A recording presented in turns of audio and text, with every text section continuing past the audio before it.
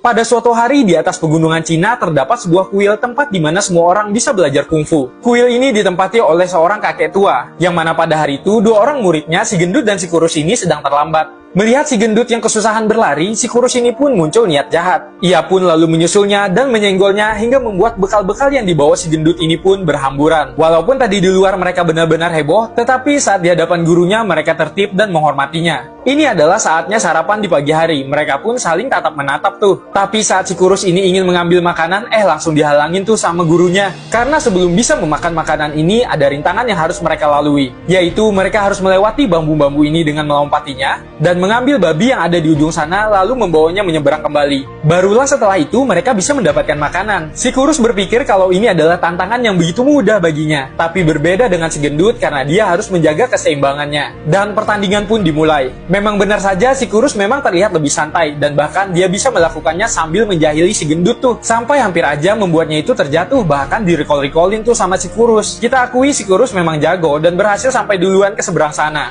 Yang mana kita lihat di sini si gendut masih aja kesusahan.